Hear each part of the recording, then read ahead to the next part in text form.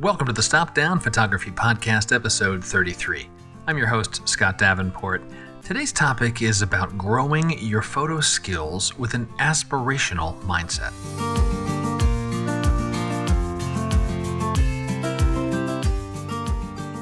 Hi everyone, welcome. Thanks for joining me today for another chat about photography. I hope you're finding ways to keep photography in your daily or weekly life, and I'm glad this podcast is a part of it.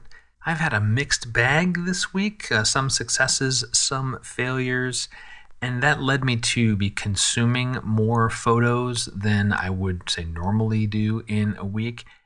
And it led me to this topic of an aspirational mindset and how I think it is a more fruitful way to consume photos.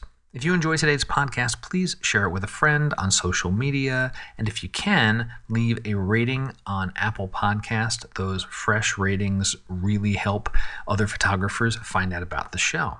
What led me to this topic is this mixed bag I had in the last week. Some failures, some successes, actually getting outside, trying to get more photos. First couple of attempts were complete failures. Stymied by weather or just uninspiring conditions. And one of them I was really disappointed about. Had some foggy conditions in San Diego, and that doesn't happen as often as other places in the world. The fog wasn't thick enough at ground level, so it didn't isolate ground level elements and help envelop them and make those moody, dreamy kind of photos, or at least what I envisioned. So that didn't work out for me. But then later in the week, I had an excellent sunset outing, and what led me to that was this aspirational mindset while I was looking through other photos. I'll get there, and I want to explain kind of the backstory of this, or at least the thought process here. So let me start with two simple statements. I think these are true for all photographers. Number one, we want to improve our photography. Simple, straightforward. I'd be hard-pressed to name a photographer that's told me, nah, I'm good. I know what I need to know. Thanks. It's usually the opposite. The majority of photographers I've met, worked with through the years, they all want to improve. They're all actively trying to improve. They appreciate photography is a never-ending journey. There's always something else to learn. So we want to improve our photography. Number two, photographers consume the work of other photographers. I don't think there's a doubt about that. Whether you've been doing photography for a few weeks or a few decades, you're looking at the work of other photographers. We're always viewing other photos. Maybe it's in a gallery, maybe it's in a book. These days, certainly online, social media. It's a no-brainer, really. We consume the work of others. And these two things, improving our photography, consuming the work of others, they are complementary. With the right mindset, viewing the work of others I think is good. It's a good way to get ideas to grow, fuel improvements for your craft. However, with the wrong mindset, it can be bad. It can make you feel depressed about your work. It can be demotivating. So I want to talk about how we consume the photos from other photographers and some pitfalls that I try to avoid when I'm looking at photos. Really, having an aspirational mindset, I think, is a great way to grow. So I have two pitfalls to share. The first one I'll call the comparison trap. So nod your head if this sounds familiar. You're looking at a set of photos. Maybe you're skimming through Instagram or researching ideas for a trip. You're cruising trending photos on 500px, back in the day, whatever it might be. You see frame after frame after frame that are just absolute killer photos. And your shoulders slump. And then your eyes drift away and you start to think, man, I just suck at photography. My hand is up, my hand's nodding. I've done that. It's a comparison trap. You're comparing your work to that of another photographer. And you don't necessarily have context. The other photographer may be much farther along on their photo journey than you are. They may have done whatever genre of photography you're looking at for years and years, really refined their art. And that's an unfair comparison. And in today's interconnected society, we can basically compare ourselves against the world. And yeah, there are a lot of great photographers out there. And it's very easy to start to feel sad or down or depressed. You might even feel a sting of envy or jealousy, and that's just not the best place to be as a creative person. With a small shift in thinking, consuming great work can be motivational. You look at those jaw-dropping photos. Take the photos as inputs. Things like you're looking at a photo and you can go, oh, that's a great concept, or this is really bold framing. And then aspire to create a similar piece of work. What is it in the photo that you're looking at that's lacking or could be improved in your own work? Think about what you might need to learn to do that. Is it a camera technique, an angle, composition, a focal length you need to explore? Is it lighting? Is it model posing? Is it post-processing? You pay attention to these things.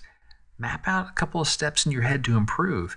Maybe even take a course on the subject if it's something you really want to go deep into. But when you're doing this, you're taking the photo as an aspirational input. You're not comparing yourself against that work. You're aspiring to create similar work. You turn it into a more positive, motivational experience. And that's right where we want to be as creatives. The second pitfall, I'll call it the snarky trap. This is one that I've fallen into and I've climbed back out of through the years. It goes like this. Let's say you're scrolling through social media. The work you see is good. The photos are solid images, maybe similar in quality to your own work, certainly within reach of your current skill set. And somewhere along the line, your frame of mind steers toward dismissive. Image after image, you might mentally say, I could capture that photo, or I could do better than that image. You get snarky. I've been guilty of this, and I've become self-aware of it. So now, when I see a photo and I think, oh, I could make that image, or I could do better, I pause and follow up and ask myself, have I made that image? And have I made a better one? And if the answer to either of those questions is no, well, it's time to check my attitude at the door. I can take the photo I'm viewing as a challenge. It's an input that says, all right, Scott, get to work. If I can make that photo and I haven't, well, then get out there and make it. If I can make a better photo, well, get out there and get to it. Turn the snark into motivation. The point here is we want to improve as photographers, and a natural way to do that is by studying the work of other photographers. Now, not to downplay natural talent, because there are photographic maestros out there, and I'm not one of them. Nobody is born knowing photography. It's an acquired skill. It can be learned. It's a skill that can be grown. Having an aspirational mindset helps nurture that growth. Use the work of other photographers as motivational inputs and continue to aspire to make your next great image.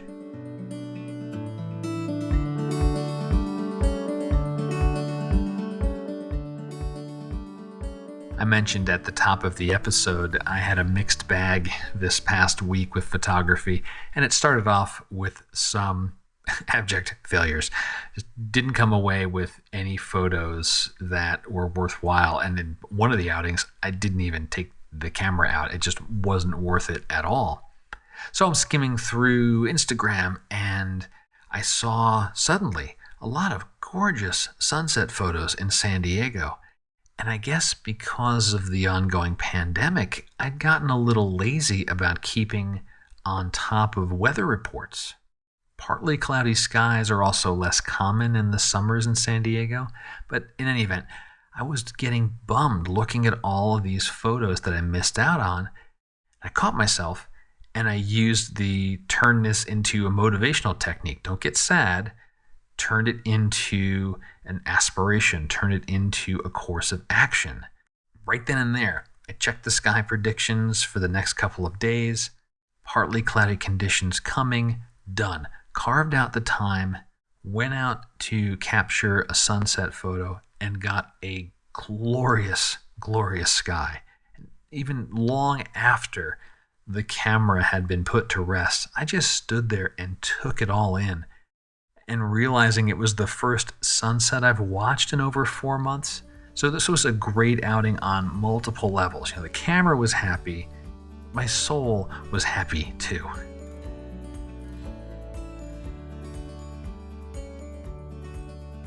A bit of virtual studio news. The Luminar Start to Finish video course, this new photo editing course I put out last week, the response has been absolutely great. So thank you to everyone that's picked up the course. And a reminder to members on Patreon, Luminar Start to Finish is available to you for free. Look in your Patreon feed. You'll see the details. You can access the course immediately. And thank you once again, members of Patreon. It is your support that makes this podcast possible and supports the other things I do with free education through YouTube, blog posts, gear reviews, and things like that. So I cannot tell you enough, week after week. I know I keep saying it, but I cannot tell you how grateful I am for your support. And if you are interested in learning more about Patreon, check the show notes. There's also a support the show button on all pages of stopdownpodcast.com. You can learn more about our community over there. And that will wrap up this week's episode. I hope this gives you some motivation to look at photos and turn them into motivation. Aspire to make your next great photo. I'm working on another topic for next week's podcast, and let me open it up for questions. If you've got a question about photography, you've got a topic you'd like to hear me talk about, what my take is on, drop me a note through stopdownpodcast.com. There's a contact form there. Messages come straight to me. Once again, if you enjoyed the podcast, please share it with a friend. Rate and review it on Apple Podcasts if you can. And until next time, my name is Scott Davenport. Have fun.